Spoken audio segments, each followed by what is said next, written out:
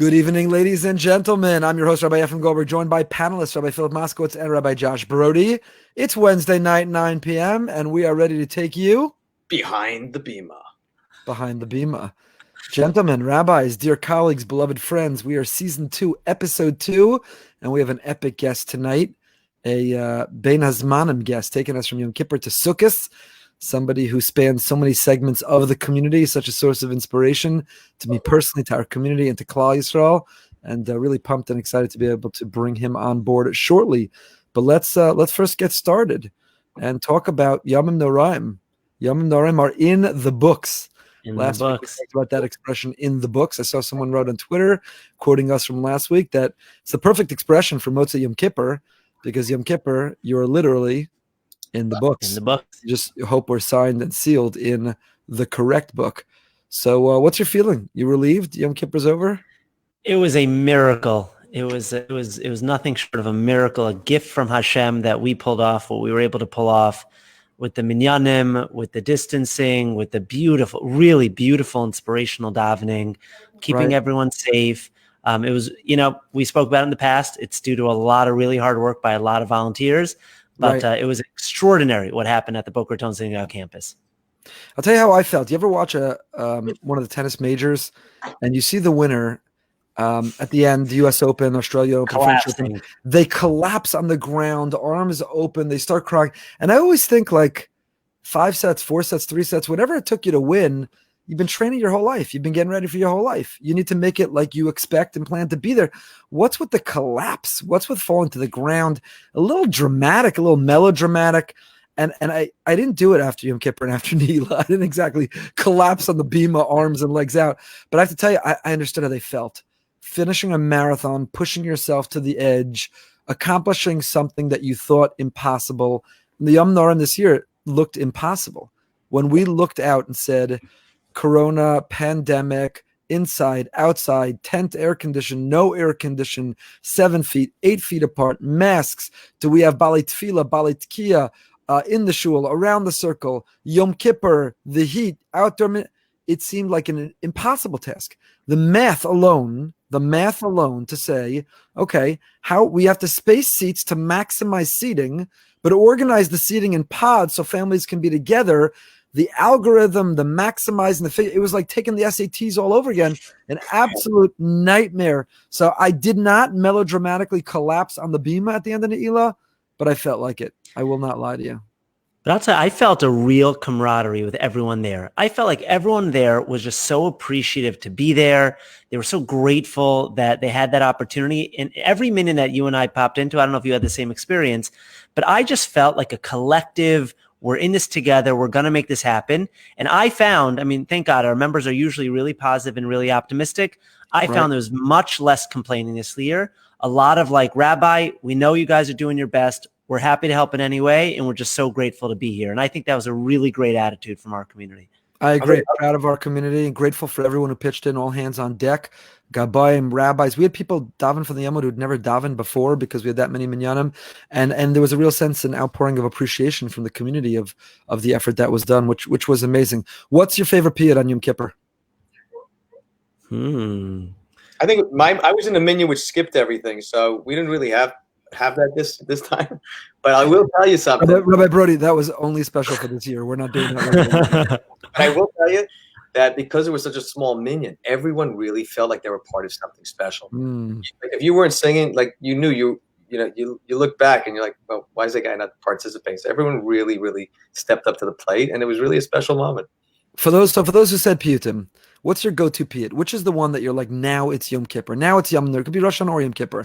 Now it's Rosh Hashanah or Yom Kippur. Me saying Chamol. No, so I'll tell you actually, Shimon Kamenetsky sang V'yasayu to the tune of V'yitnu Lecha, which I haven't heard since Shalvim. So I haven't heard it in probably, 19 years, that tune.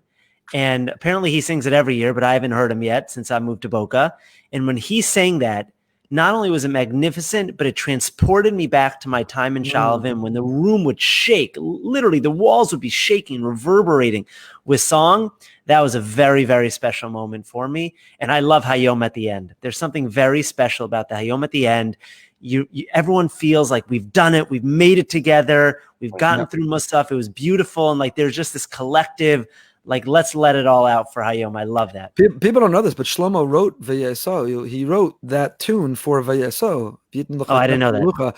To finish in that. Very powerful. This year in Shalvim, it was the pods that were rocking. I don't know if it was the whole base medrash in Shalvim and every other yeshiva and seminary in Israel in this unusual time. But yeah, those are powerful ones. I think the obvious ones are Unisana Tokef and Baruch Hashanah Yikasevun, and Chamal is a good one, Rabbi Brody. But also I think one of the classic go-tos. There are some tunes that the second you hear those, you're like, that's it. I love the Kaddish.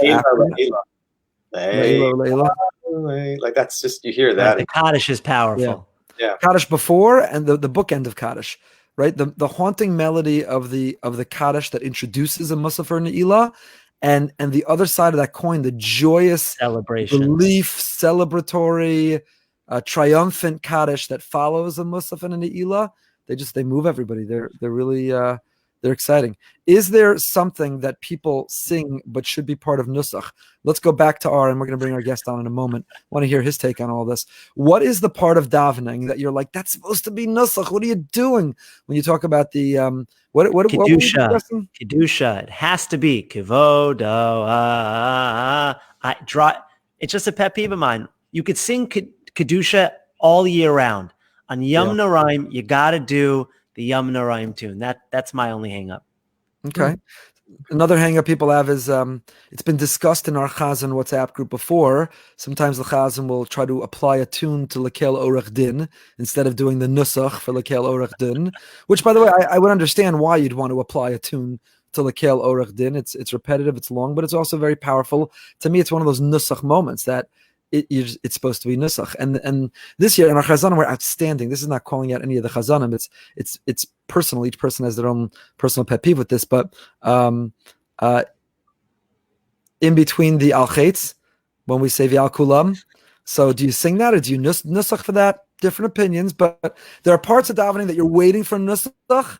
And if they don't do Nusach, or it didn't happen the way the Chazan when you were in 8th grade and you're a whole child and you're like, what do you mean? You got to sing Rosh Hashanah Yikasevun. I don't want to hear the Dvikas one. I don't want to hear the other one.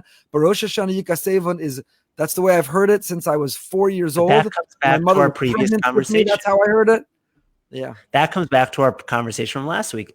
The tunes you grew up on, you have such a visceral reaction to. There's such a connection with the tunes that you grew up with. And then the first time you hear something different, you're like, whoa, that's not what I expected. That's not Rosh Hashanah for me. That's not what Yom Kippur for me. Correct. And I think that's what's special about Rosh Hashanah Yom Kippur is there's such a connection with the tunes. In fact, I was speaking to someone who was, because of various reasons, had to be home this year for Yom Kippur.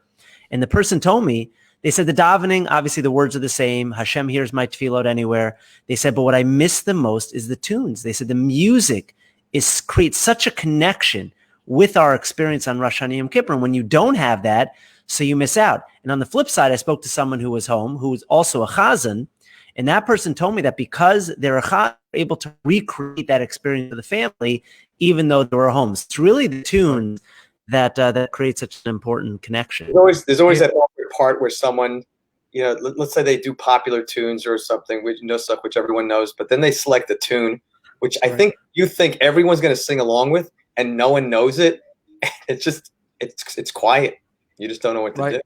Right. What's interesting for some of the people who are home, they have been amateur wannabe chazanim their whole life, and they had the opportunity to actually get the Bima because they were home alone. Like, I'm the best chazan when I'm in the shack. I'm the best chazan on the planet. But when you were alone, let's talk about that. Rabbi Goldberg was asked to be one of the chazanim for Ne'ilah this year, and you declined, even though I think you have a beautiful voice. And I happen to think that as a community, it's beautiful to have the Mora D'Asra up there leading a heartfelt, teary Ne'ilah. I think it would have been beautiful for the community. And you declined. What was the holdback? First of all, teary, I can't say good yontif to the community on Yom Kippur without needing 5 minutes to gather myself. I was bawling. The holdback is very, very, very simple. It's called I Love the Community. I would never subject them to my davening. I happen to come from a line of chazanim. My great uncle, my grandmother, Ruth Aboff, Allah Shalom, her brothers were the Nolman brothers, Yisrael Nolman, Lou Nolman, Macy Nolman, Shleim Nolman. They were chazanim. They put out records or albums at the time. They led davening. They started the Bell School of Jewish Music. I did not inherit that gene. I think I did. I like to pretend at my Shabbos table I did, but I have enough self-awareness to know for the community that I did not, and I would not subject the So I'm going to throw the red flag on that. I want our members who daven at Boker Raton Synagogue to post in the chat who would, despite the deficiencies in your voice, you're about to be very disappointed. Who would like to hear Rabbi Goldberg lead us next year as a unified community in Ne'ilah, getting everyone energized to the finish line? I think you'll be overwhelmed by the result. It's not happening. Let's not waste time. But let's post a comment we have from one of our listeners. Rabbi Brody, could you read that comment? You did a great job calling. Oh, from my mother. Now the question is, your mother-in-law wrote, "You did a great job, kol hakavod, thank you." To whom is your mother-in-law addressing? You did a great job. To which of the three rabbis up here is she addressing that? Yeah. First of all, I said to our minion right before Ne'ilah that I was so excited to be on the circle this year, having a chance to be back. I said that when I found out I was going to be back, I said the highlight of Yom Kippur is getting to hear Rabbi Goldberg introduce Ne'ilah. And I said, and then at that point, I'm just looking out at everyone. Everyone's looking at me. I'm like, I guess we're not getting it this year. All right. Without any further ado, let's bring on our esteemed guest this evening. We are so excited to have him. Rabbi Yakov, Rabbi Yanki Horowitz, who is a dear chaver. You did. Thank you so much for joining us on this busy time of the year. Everyone's building their sukkah, getting ready, choosing their daled minim, recovering from Yom Kippur, counting down to sukkahs, and you really, without a lot of notice, decided and agreed to join us. And for that, he's got a beverage there. What's the beverage? It's the greatest pleasure. Oh, what are you drinking? No, it's okay. We make a l'chaim.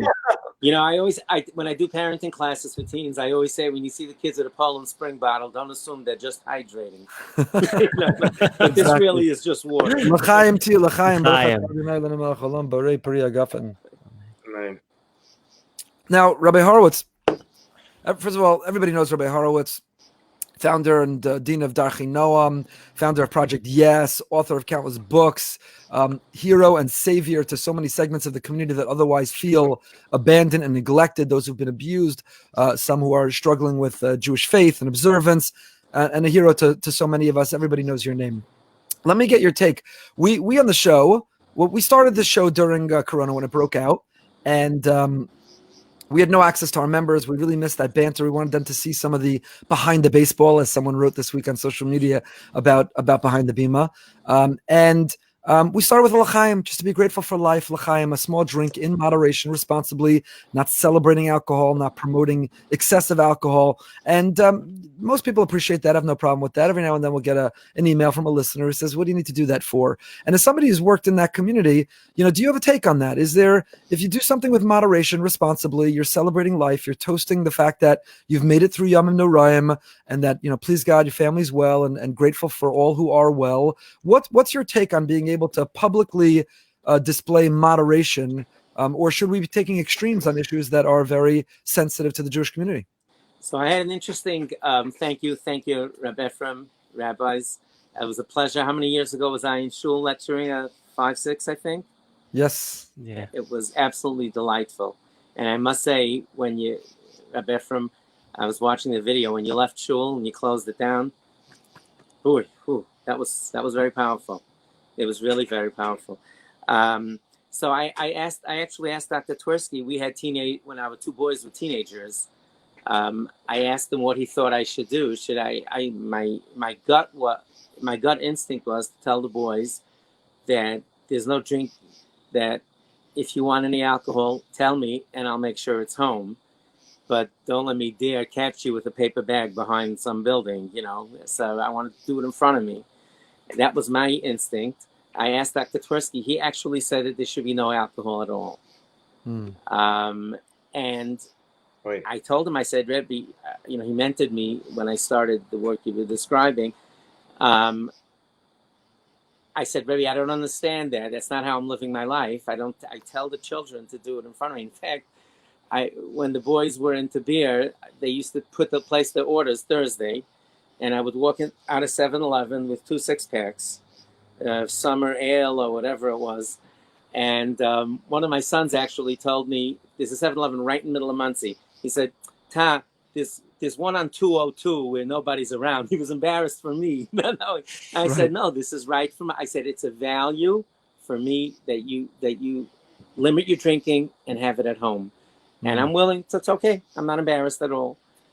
So that's Dr. Twersky probably would say no, and I would say in moderation, I think it's okay. What about not your son? What about in terms of you being able to? Someone told me that there's a study, I haven't seen it inside, that children who emerge alcoholics often are from homes where they didn't see any responsible drinking. That if you model drinking but moderately and responsibly, then children can follow that. And if you take the extreme as if it's something which is so evil, then they might be tempted to experiment. They might hide it, which is what you're alluding to. That's what Dr. Twersky was really. That was the discussion that I had with Dr. Twersky. I still don't understand what he was feeling. I understand because he deals with people who are struggling in recovery. The only perspective, Rabbi Efrem, that I would say is, having spoken to many parents of people who are in recovery, that's the only thing that I would say. Not so much as you're giving a bad message, but the people who are in recovery find it difficult to be around alcohol. So that's the only sensitivity that I would have. Have the perspective of a parent dreading Purim and Simchas Torah, and a place where there's a Kiddush club, and waiting at home. A few mothers called me to share with me what it's like, waiting at 3:00 when your kid's not home yet. Wow. And so that was the only perspective that I would have. With not so much being that you're encouraging kids to get drunk and become alcoholics, you're teaching moderation, but it's more the folks in recovery. That would be my sensitivity. Right. I learned that also, is that sometimes at a Shalom Zachar, let's say, everybody's drinking and they're encouraging and they're, and we'll often announce at a Shalom Zachar, hey, everybody, if you want to enjoy. You don't know who's sitting in that room, and you don't know who's on the edge of recovery, exactly. and the wrong pressure, because it's the Shalom Zachar or the Kiddush or the examples that you gave could really turn them off. There's so much to talk to you about tonight, and you are such a rich personality who's done so much and contributed so much, and we want to tap your wisdom and brain for so many things. But I want to start out with this, and then I'll invite my colleagues to ask as well. One of the things I think, Rabbi Yanki, you're so beloved to me and so many others, is you're one of those personalities that transcends Orthodoxy or Jewish worlds. You're not caught up in the things that divide us. You are equally part of, beloved, owned by, and committed to all the diverse segments of the Orthodox world. And when I say all, maybe I'm exaggerating, but I mean, but really breaking barriers and lines that others don't. Your project, yes, is a project of Agudas Yisrael and your own yeshiva background, upbringing, and you're a Hasidic Yid. You dress and act like a Hasidic Yid on the one hand, part of an Aguda world, the yeshivish world, and on the other hand, you participate in and you go around and travel and speak, and you're a source of support to the non-Orthodox community and well beyond. You've more recently, but very much embraced social media to reach people where they are and to bring the light and the message that you have through social media. So a card-carrying member and proud, Aguda is proud of you, to have you, not just you proud of them, and yet active on social media, active across boundaries and worlds. Can you talk to us a little bit about where that comes from, how you do it successfully, and where you think the opportunities are for more of that? Is there healing? Can we create some healing between the worlds? It's an interesting thing in Corona that technology, the big taboo and the evil, has been embraced by all segments and right-wing segments who are using it to teach Torah and to make connections and to host their dinner and raise money or coordinate their shiurim and yemei iyun. And maybe there's an opportunity here to be able to bridge some gaps and create some healing and unify our Torah community even stronger. So thank you for noticing. It is something that I'm proud of, and Uri and I, my wife Uri and I, worked very hard to raise our children like that. I think part of it was my upbringing in Yeshiva Torah V'das, where there really wasn't, Rav Shraga Feivel Mendelovich, Rabbi Mendelowitz, who was the founder. He died 11 years before I was born, but every single one of my Rabbeim were students of his, were Talmidim of his. So, I got to know him through his various Talmidim, and he really, his line which he actually did express. I know some people that he actually expressed it to. He said the ideal yeshiva should have, a Hasidic Baal Tefillah and a literature Rosh Yeshiva and a Hungarian cook and a Yeki, a German doing the books, but he really, that was the culture. It really was, I often say that I learned from the Malach HaMavis, the angel of death, who doesn't care where the kids are coming from. He takes them from everywhere. And if you look at the kids who are either in recovery or should be in recovery or passing something around, they absolutely don't care. They have no hang-ups that we adults do. They don't put people into groups. They're just hanging out together. And what you said about Rabbi Efrem, I think it's just one person at a time. I think it's just it's not a thing that there's a movement. You just live your life like that, and hopefully people learn. And kamayim panim panim. That's my thought. You're doing it through example. Do you think there are opportunities to bring Rosh Yeshiva from different yeshivas to give shiurim in each other's yeshivas, or to create some conversations, to bring people around the table, to be able to heal some of those wounds, that there's so much more than unites us than that separates us? And in a world that's riddled with conflict and divisiveness and challenges, from anti-Semitism to COVID, we need to unite. So I used to, I love the idea of, interacting with each other. If you look in the New York area, Hatzalah does this beautifully well. The Bikur Cholim, the charitable organizations that not-for-profits really do a remarkable job of just park it at the door. It's obviously more so in the greater, in a larger community, the larger diverse community. But I think every person has to do their own thing to try to reach out beyond their comfort level and get to learn about other people, how they do things. Last follow-up for this. Do you get any flack for being on social media? Maybe. I don't listen to it. I actually, you said the Aguda.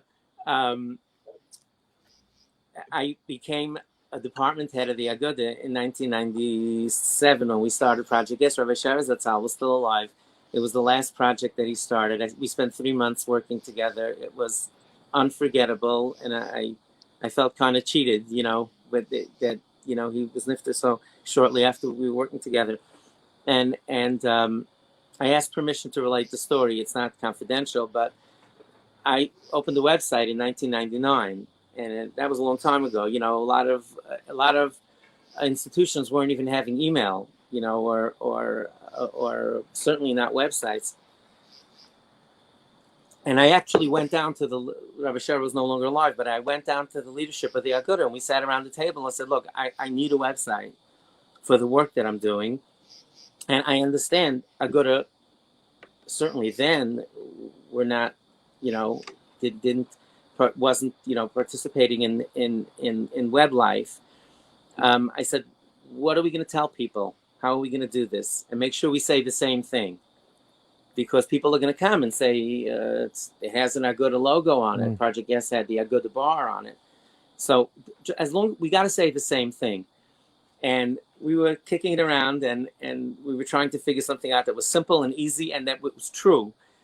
And one of my friends walked by, who's the department head of the Aguda. I said, come on, we need some help. He said, you're a married kid of the Aguda. He had just married a child of his. He just walked the kid to the chuppah the week before. So he said, you're a married kid. I love my married kids.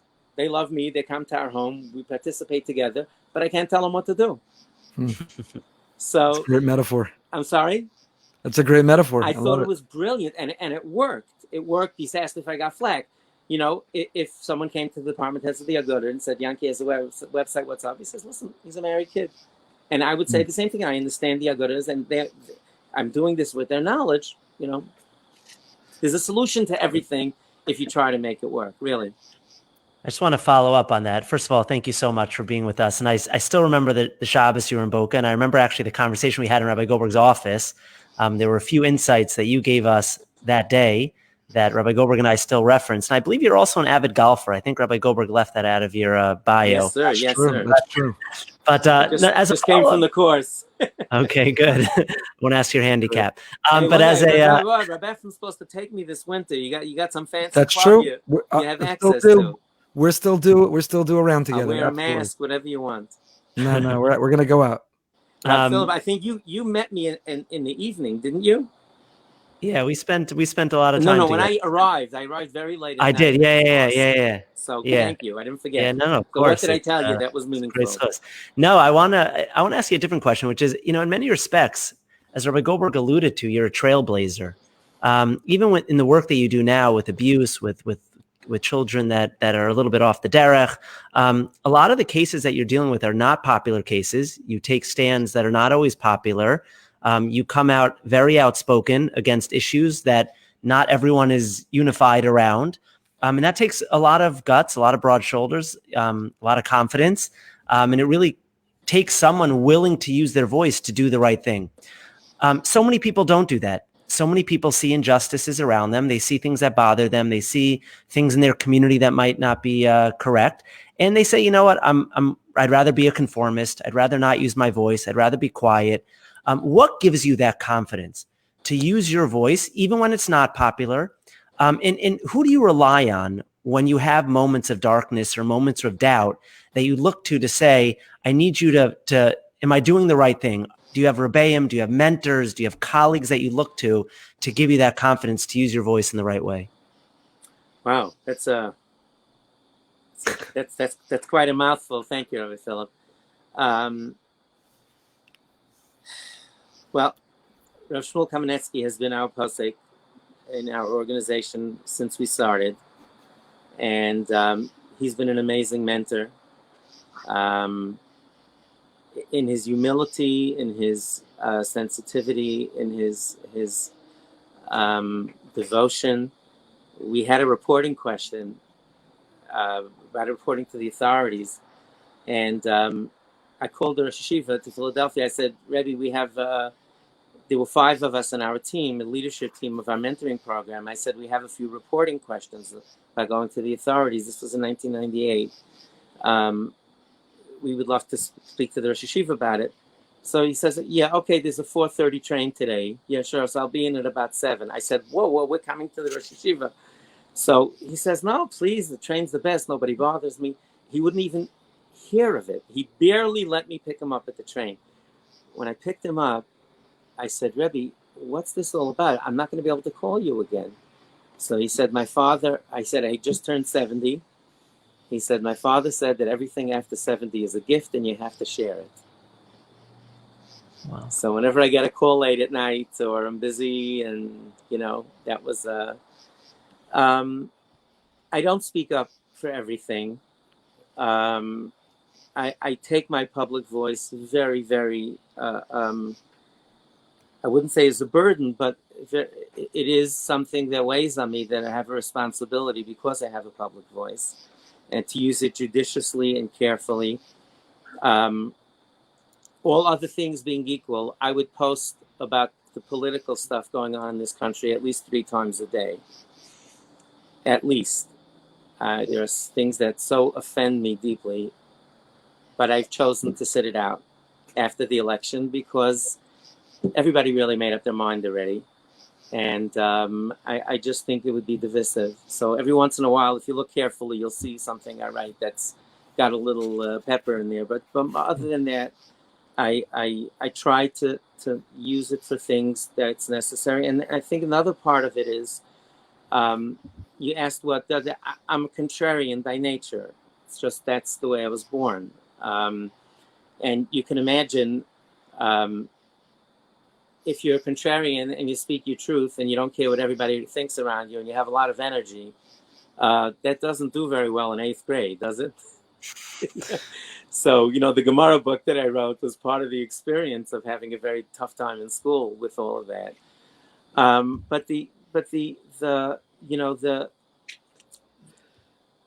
tell you what I found. What I found is that speaking out is important. It's important to educate the people as you're advocating. that's just that would be my advice. If you want to get out on a limb and say something or do something that's dear to your heart and important, you have to bring the public along. During the Nehemiah Weberman trial, that was my gutsiest advocacy in my life so far. I got death threats. It was really, really nasty. I asked each one of my children and my wife permission before I did it. Could you just give, for our listeners who may not be familiar, a 2-second summary of what that was?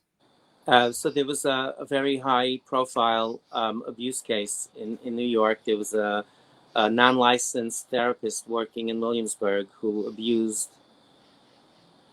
lots of people. And I was called by the DA and asked to stand to support the victim, that she was under enormous pressure. And I decided to jump in. And, I went to trial every day with the family, and it was a big deal. And a lot of people, they know that when I say what I mean, nobody tells me what to say. So, it was an important move on my part, but I was ahead of everybody because Weberman was grooming the kids and people that wasn't part of the vernacular at the time. And there were other things that were going on. So I wrote about 10 articles over the course of the trial, a little bit at a time. I wrote a piece on grooming. I wrote a piece on the halo effect, how that is that we make opinions, we form opinions about people on the basis of what we see, and explaining all of those phenomena to the readers and the people. And I kept on saying to myself, most of the people in the street, certainly in Williamsburg, were on the other side, as seeing things differently than I did. I said, I just want to take a bite. Every time I write a piece, I want to get 2% of the people to at least see things differently. So I think education is really important. It's one thing to jump out there and say, I believe her. Or I did my homework. I wrote a piece that got 650,000 hits, that detailing how I got involved, why I got involved, that I spoke to 4 other victims, that they identified certain things that he was doing that nobody would know about, that he was telling them they were married in a previous Gilgal or other stuff like that. So I established, I explained to the people exactly how I got involved, why, and the background. So I think that's really important. If you want to advocate, you got to bring people along. Let me, based on what you just said right now, because I'm getting, it makes the listener get a little crazy when you say, I would like to convince maybe 2% of the people to try and see a different perspective, where you're wondering, like, why doesn't 100% of the people see the other side? I want to speak to them right now. I'm sure Rabbi Goldberg, we all would like to speak to them. Like, what's the other side where you think you can defend this maniac, where he's doing something which is completely criminal?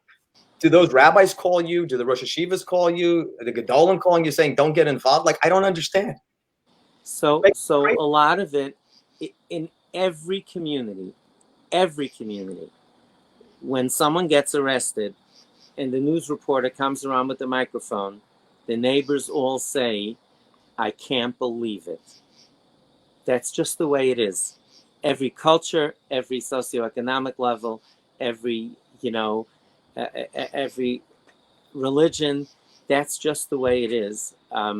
We don't want to, this is called the theory of the just world. You don't want to believe that people can do things like this. So in the abstract, I'm saying when there's like, okay, so now you didn't think so, but now we see there's evidence, and innocent until proven guilty. But so the evidence, look, the abusers, get that far because they groom kids, and there's a concept.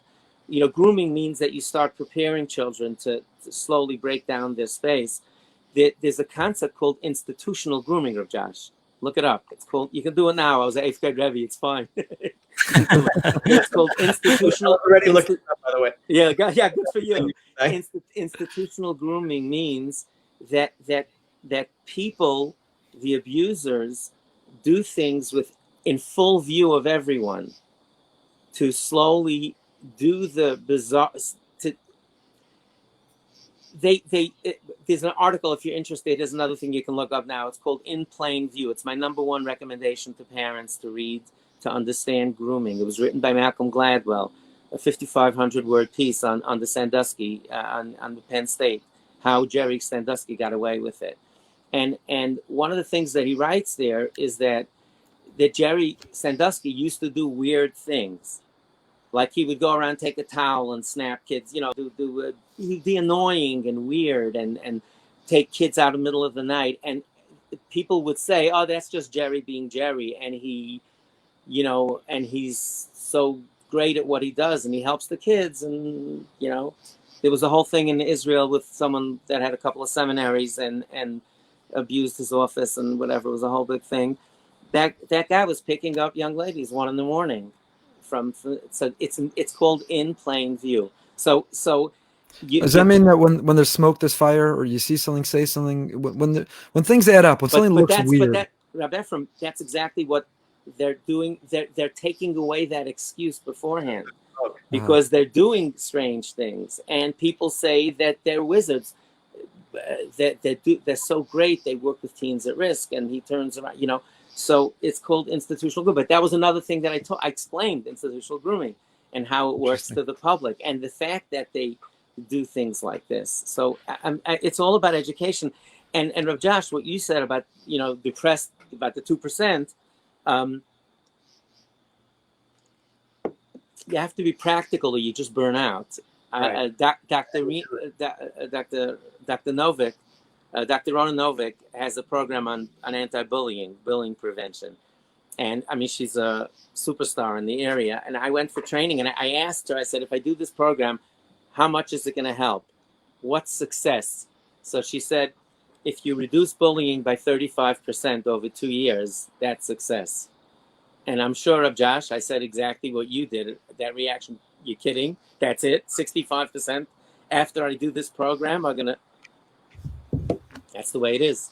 Got to move the needle little by little. One of the things that you did that was really an amazing contribution was the safety book that you published. That's been translated. How many languages is it in? And we have people... four versions, Kanahar. We're in 110,000 homes already.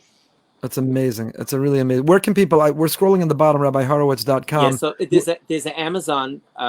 You can. All of our books are now on Amazon. We actually have our own page. If you do a Google search for Bright Beginnings on Amazon, you'll come up with our Gemara program, or a Chumash Gemara and safety book. That's the easiest way to do it. Just go to Amazon and do a search for Yakov Horowitz or Gemara or Chumash. Bright Beginnings. It'll come up. So that's the easiest. You can get them in before Yontif. So after your weekend here. By the way, that was also a cultural thing. We have an English version. I did that with Art Scroll 11 years ago. Right. Wow. Rabbi Zlotowitz courageously took the book. There was only downside for him, besides for this in the spiritual realm, to his great credit. And then I went to Satmar with the English book, and I said, I'm making a Yiddish book. Can we work together on it? And I worked with 3 heads of the Satmar community to do the book, and we sold them 5,000 copies. And they put it. Every home in Monroe had a book. So it's a process. You have to work with people. You have to, you know what it is a lot. You ask Rabbi Efrem, you have to put your own ego away and say, it's not about me. I may have these feelings that I feel very strongly about, but when you say it's all for the kids, you got to really mean it. It's not about me. I told the Satmar community, I said, it's not about me. We made hundreds of changes. Some, and some of them I may have thought, well, yeah, whatever. It's not about me. I said, I have a tool. It saves kids' lives. Let's make one that's, that's matin. That's exactly culturally congruent with your community. We appreciate your time tonight. We've already used so much of it, but let's, we talked a little bit about abuse and your courage in standing up there and confronting also, these Gemara books are fantastic, giving people real access and training and appreciation and love of Gemara. Leave us with an inspirational thought. This time of the year, Rosh Hashanah, Yom Kippur, we're going into Sukkot. Is there a story? Is there a person or personality? Is there someone who jumps out at you? Is there something this time of the year? Going into Sukkot, what excites you? I see you're sitting outside. I know you're an outdoor person, not only golf, but so many of your Facebook Lives and of your streams, you film outdoors, that beautiful background. We're listening to the birds chirping, and it's really wonderful. What do you do getting ready for Sukkot, getting ready to go into the Sukkah? What's your mindset? What are your thoughts? What gets you to that inspirational place?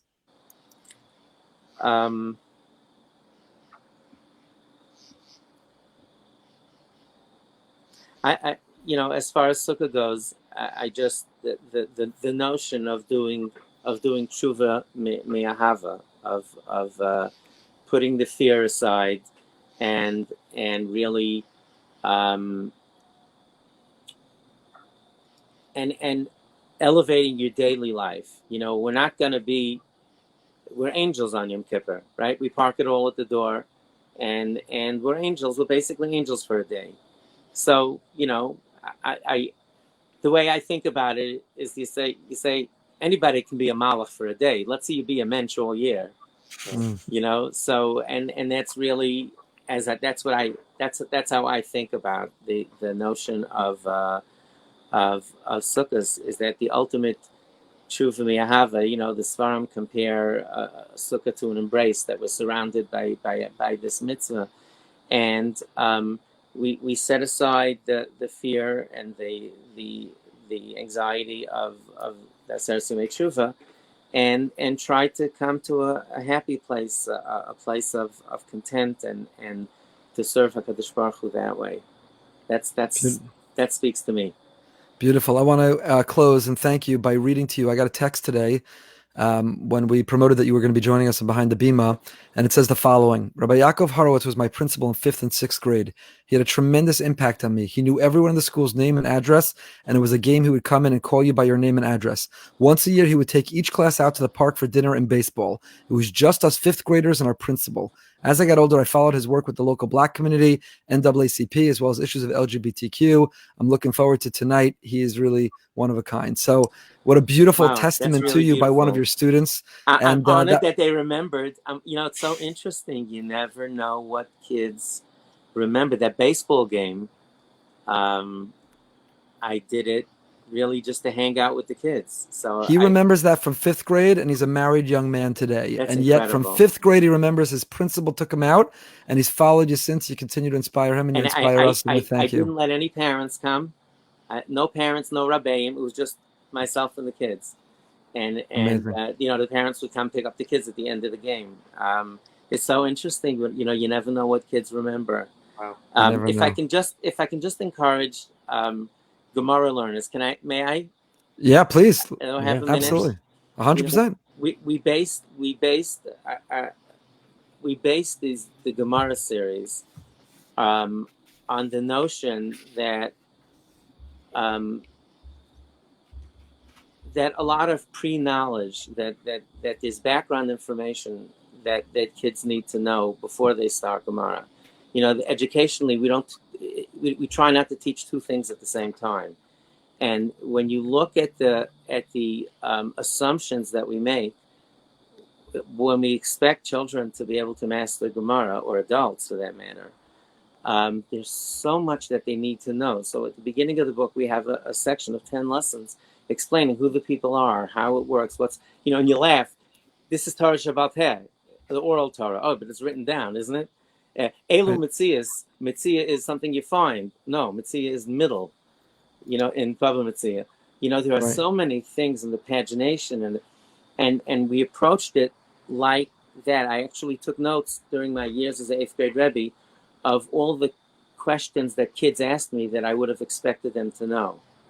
And we pulled this together to make an introductory section. And then the Gemara itself, tremendous amount of graphics, all sorts of memory tools. We have the children color code the logical components.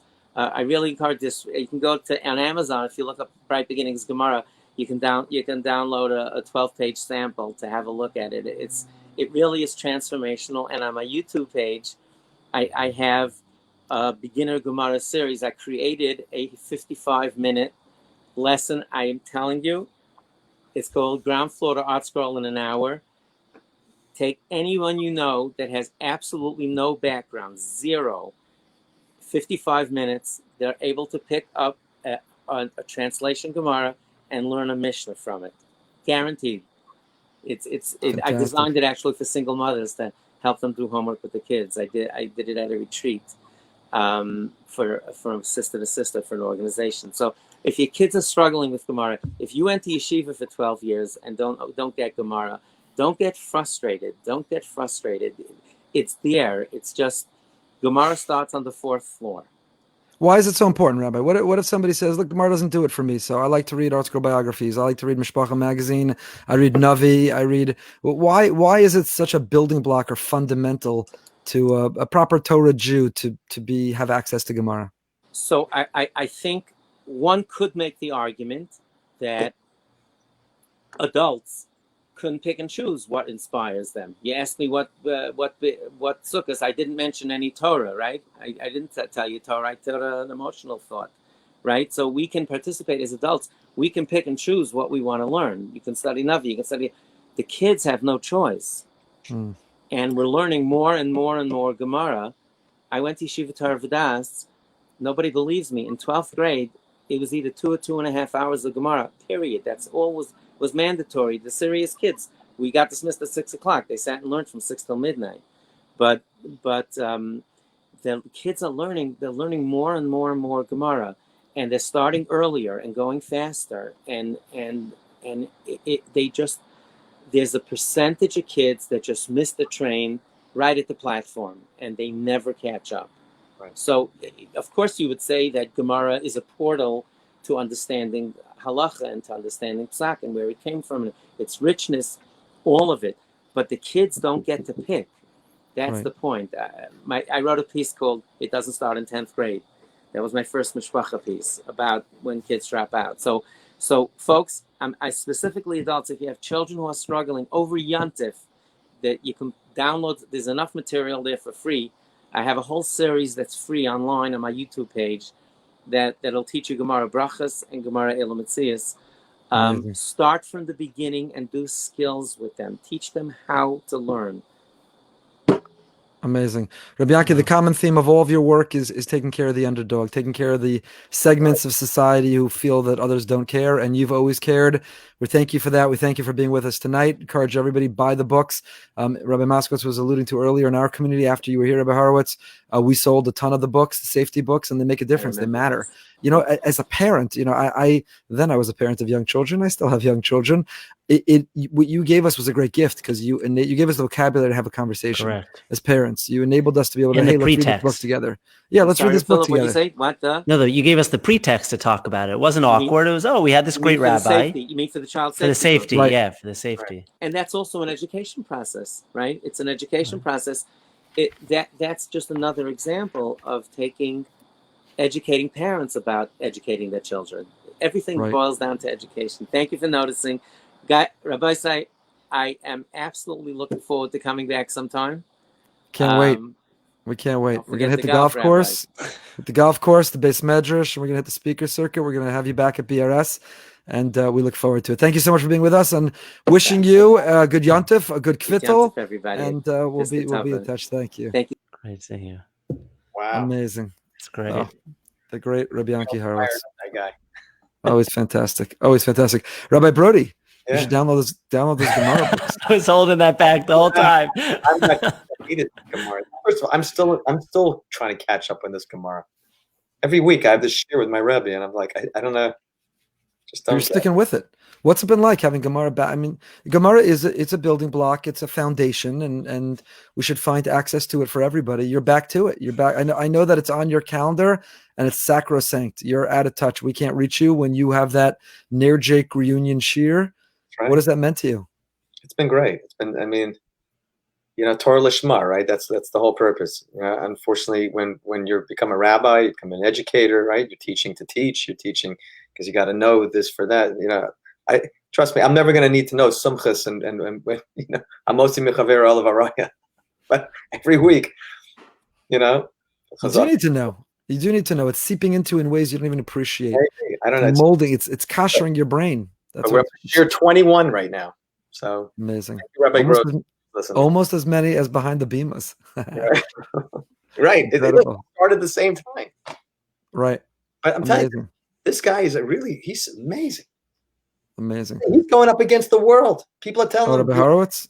Yeah, I'm saying, courage. How does he do that? He's got courage. He's got courage. He's got a lot of courage. Before it was popular to have courage. See, on social media, you have a lot of people who will applaud and cheer. You have a lot of haters and detractors and trolls, but you'll also have a lot of people who cheer you on for caring about the underdog. But he was doing this long before you got that feedback from social media. When it wasn't popular and you didn't know, and there could be a rock through your window. That was the reaction people gave. So it was very bold, very courageous, and he's a great resource. We've called him on more than one occasion. Yeah. Say we have this challenge, this issue, help us think it through. We had some really complicated issues where you want to, defend somebody making an accusation. That's the first priority, to believe them and defend them. You also want to not rush to judgment and do things very judiciously and carefully. And we're lucky. There's a very short list of people on a Rolodex. I don't know how many of our listeners know what a Rolodex. Rabbi Moskowitz, I don't know if you know what a Rolodex is. There's a very short list of people. I remember very short list of people. Had a Rolodex on his desk. He did. It's a short list of people that we can call, and he's on that list and towards the top of it. I thought his last point was interesting. I'm curious your thought on that one. He spoke about Sukkot. He said what attracts him to Sukkot is the connection to Hashem through love. The Rosh Hashanah Yom Kippur is all fear-based, and he craves that opportunity to connect in a happier fashion. Right. I wonder how our members would feel, right? In other words, do they dread Rosh Hashanah Yom Kippur? It's all about fearing God. It's all about afraid of the punishment. And Sukkot is finally like we can just enjoy that relationship. Do we do a disservice? Let's hear from them. Comment, YouTube, Facebook, feel free in the comments. We'll post or read your comment. If you're listening to the podcast, don't forget to rate and review. And we want to hear from you also. Email, be in touch with us. We only have 9 minutes left. This show goes so quickly. Rabbi Brody, what are you going to say? Your Sukkah hug. You got to tell everyone about it. That's your famous Not me, my wife, the Rebbitzin. She loves that one. Yeah, the arm, the two plus a little bit is the two parts of the arm and the hand a little bit. It's the embrace. You got to feel that hug. You got to sit inside that. I mentioned in a shir many years ago, and someone recently told me that it changed their day. That it's brought down by some that when you do atifa with a talis, those who wear talis, men who wear talis, you put the talis on and you wrap it, and you're supposed to you're supposed to stay in that position for a moment. Most people are like taking it off as they put it on, as they make the bracha, as they're catching up on karbanos. And there's this image that when you put it on, you should feel like you're enwrapped and you're getting a hug from Hashem. Wow. And if you take that, who doesn't need that hug to start the day? Especially now, you can't get any other hugs. You can't connect with people or exchange that energy. So that hug from Hashem, it's powerful, whether it's the sukkah, whether it's the talis, but it's a beautiful image that we can get. So there was a Facebook comment, somebody we mentioned last week, wrote some really nice comments. Thank you, Rav Pesach, about your comments about Behind the Bima. We appreciate love. And that generated some conversation in the comments about no female guests on Behind the Bima. So would you gentlemen like to comment on the absence of female guests on Behind the Bima? Is that a misogynistic statement? Is that a policy? Is that a hashkafa? Is that just a technical challenge? Why haven't we had female guests? We have had female guests. First of all, I took offense on behalf of our moms. Our mothers, which was, by the way, I think the most popular show. But first of all, I'll let you comment on that. I will just also point out that we were supposed to have Bidi Deutsch on the show. She was unable to join us at the last second, but she was scheduled to join us. And we may or may not have reached out to her subsequently to also be on the show, but it was not able to work out. So it's a little bit of an unfair characterization also because she was supposed to come on the show, but I'll allow you to address the policy behind it.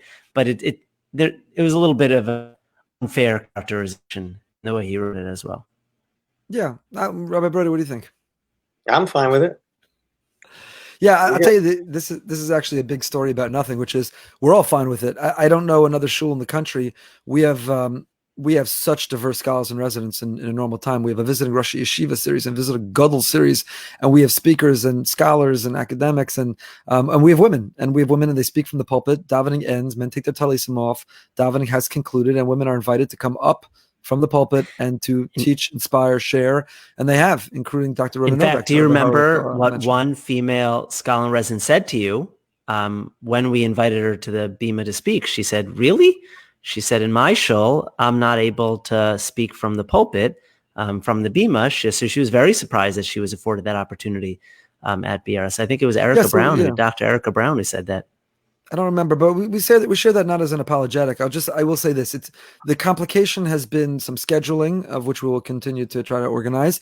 Also, in full transparency mode, we have received some feedback from people who say the optics of a female guest with 3 rabbis, it's a little overwhelming, and the optics of it aren't great, and keep it an all male show, and there's nothing wrong with that, and have those conversations. So we've had mixed feedback from our listeners, what they're looking for. Not to suggest, again, there's not an enormous amount that we can learn from 50% of the population, and we do in our shul on a regular basis. So look forward in season 2 to having some female guests, but we say it with the caveat that nobody should later talk about it's an uneven panel of 3 and 1, and this is not a panel, this is a podcast. This is 3 BRS rabbis having fun, bringing on people we can learn from and be inspired by, and we will continue to do that. And that's part of the issue, and that's why we have something called Behind the Bema. It's almost like give you the benefit of the doubt. Like, people don't realize what it's like to be a rabbi, certainly in a synagogue like this, which is so big and has so many different types of members, such a diverse group. But the point is that we're constantly talking about it. We're constantly trying to figure it out, and it's not easy. Yeah, right. We're not ignoring it. No, it's part of the bigger conversation of it's easy to have all the answers when you're on the other side of the desk. When you're in the seat behind the desk and you got to make decisions, and it could be coronavirus policies, Sukkah's coming up, and how to organize Simchas Torah, or should people have meals together, schools and their policies. It's easy as an outsider to have all the answers. When you're sitting behind the desk having to actually make the decisions, things are a lot more complicated, a lot more gray. Not to suggest that this is not one of them. Just thought we would respond to some of those comments online, that there's no controversy there, despite efforts not by some in that stream, but sometimes to generate some of those controversies. What else on the agenda, gentlemen? I'd like to speak about your Shabbos Shuvah Drasha, which, by the way, was phenomenal. Thank you for providing us with that inspiration. But one rabbi, Reuven Spolter, made a comment online where he noted the Your Shabbos Shuvah Drasha has an enormous amount of views. People can find on your Facebook page and your YouTube page. And he wondered, is that the path going forward? In other words, is the classic Shabbos afternoon Shabbos Shuvah Drasha a thing of the past, and it will now be done on Motzi Shabbos, where it could be videoed and recorded and telecast with a live audience? Or is there something special to that Shabbos afternoon, like the aura of as Shabbos is ending, everyone being in a room together, no technology, no distractions? And, I'll be honest, I was watching your Shabbos Shuvah Drasha, and I found it very inspiring.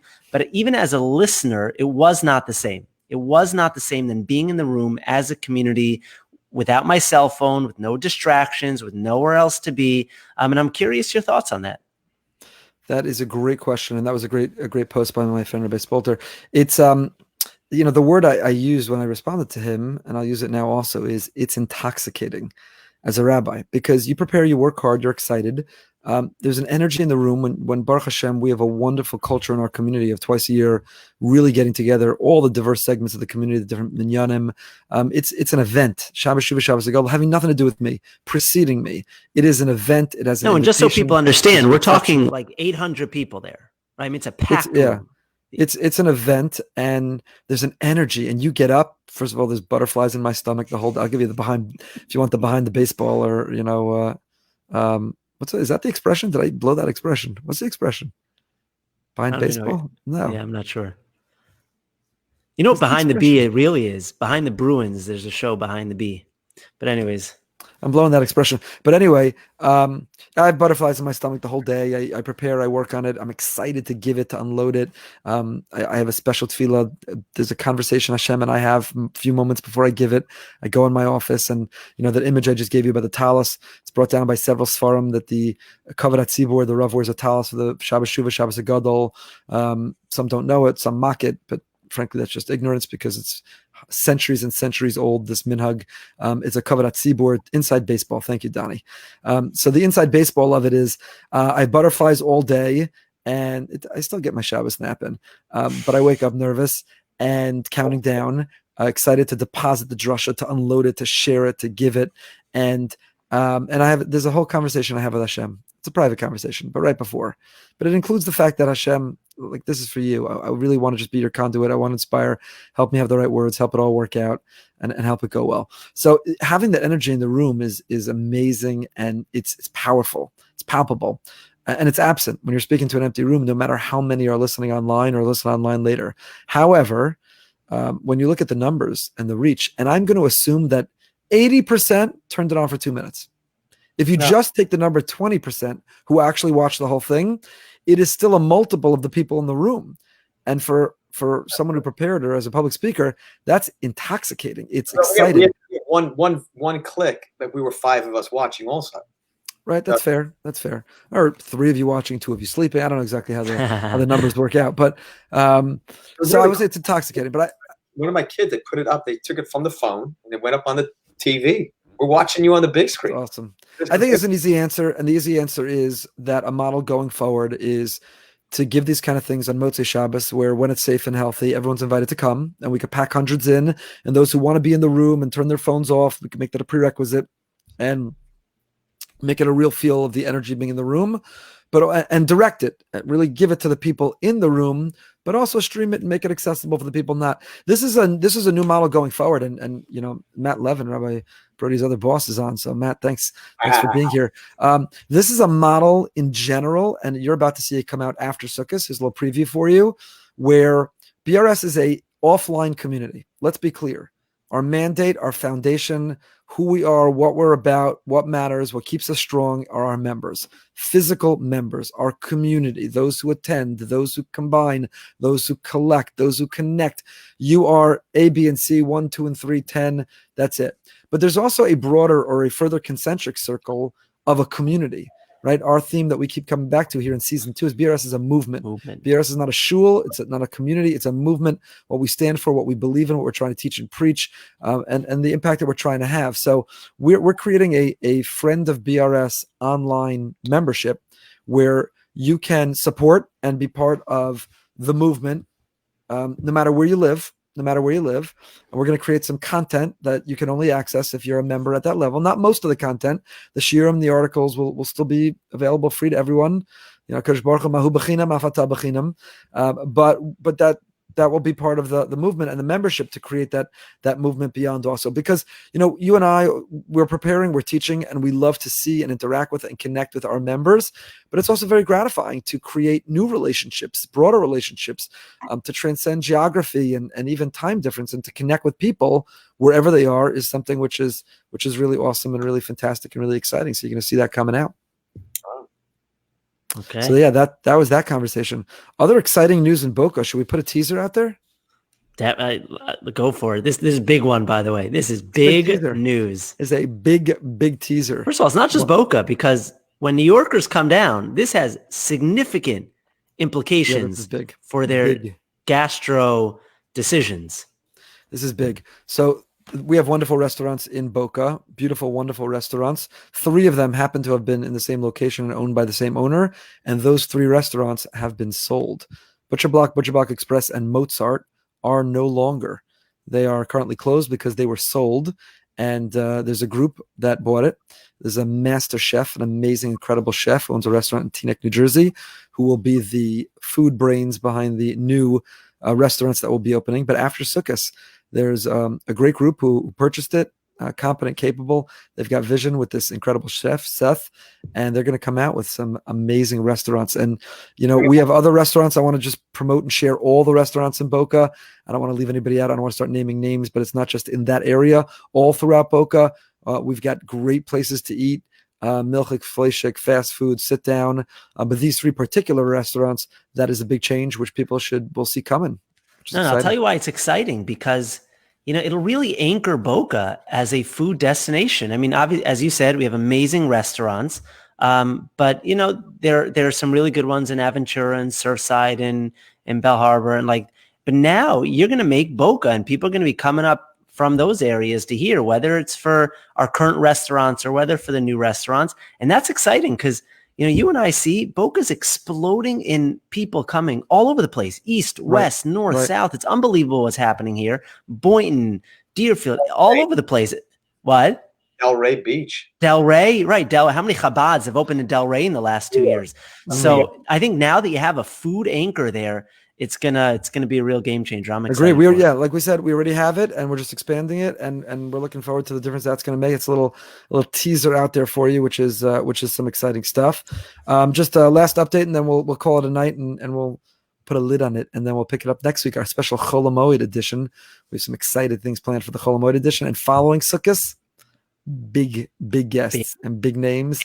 Big conversations, big stuff. But unfortunately, we give this update every week. And tragically, there's this update to give every week. We long for and hope for the day that it won't be there. And we do it not to get political or take political positions. We do it because we believe you got to call out people on your side, the other side, every side when they've crossed the line. So AOC pulled out of the Rabin event. When even J Street is disappointed in you, you know that you got a problem. And that's a problem. That's a problem when you can't even be part of memorializing and remembering a murdered Prime Minister of Israel. That's a huge problem. I know that it's been big controversial that the president last night failed to unequivocally. Did he mean to? Has he in the past? Will he again? Not weighing in on the politics, but clearly left the door open for clearly condemning white supremacist group. The other nominee for president used a Nazi comparison, Joseph Goebbels, when talking about the president. These are images, and you can't invoke that kind of a comparison. But I will say something positive that's come out in this front about fighting anti-Semitism. Our congressman, Ted Deutsch, who's our congressman and also a good friend, not to suggest anyone agrees on everything or we agree on everything, but we're grateful that he is our congressman taking a leadership on things like this. He is part of and a leader of, they announced on Tuesday, a new global interparliamentary task force to combat digital anti-Semitism. Representative Ted Deutsch, other representatives from both sides of the aisle, Democrats and Republicans, with elected officials from major parties in Canada, the UK, and Australia. Another member of the panel of Knesset, comes from the Knesset, and this interparliamentary, international new group is going to fight online anti-Semitism, and I think that is a very positive development. Grateful, and I want to thank our Congressman Ted Deutsch for showing leadership in that area, not just talking about anti-Semitism, not just calling out those who flirt with or violate the boundaries of anti-Semitism, but also who are going to be working on it. He's working on his website, and we are going to be working on our website. Donnie Oppenheimer, thank you for agreeing to take the lead, where we're going to be able to list the people who deserve our support and list the people who deserve our opposition and calling them out, and try to move the needle in the ways that we can. Rabbi Yanki taught us tonight, 2%, 3%, 5%, 10%, they all add up. You got to move Use the needle your voice incrementally. judiciously. Use your voice judiciously, choose your battles, move the needle incrementally, because it'll all add up to moving the needle in a big way in the end. So unless you have anything else to add? I'll just say my son-in-law's here with my daughter from Israel. Great. And I tell you, I came home tonight after that lulav thing, and let me tell you something. The frame of the sukkah is up. That's unbelievable. Jake, great guy. Nice to have someone with a little height around, huh, Rabbi Brody? I wouldn't have been able to reach. I was like, oh, did you use the ladder? He's like, I don't know. It's like, what ladder? What ladder? Does anyone, I know our podcast listeners will listen to this afterwards, but anyone have a Heat update? Our Miami Heat are in the NBA. Blah. Who sports? Who needs sports? Hometown fan. You got to be a hometown fan. Nah, I can't. Other than for baseball, but the LeBron days ruined it for me. That's gonna get right there. And this is our opportunity to defeat him. This is it. I'm Boston sports. On that note, stay tuned for next week, where we explain the history and background to the greeting. I think one of the great Jewish greetings. That'll be a popular conversation next week. What are your favorite Jewish greetings? One of them is good kvittel, a good kvittel. I like that one. Ketava.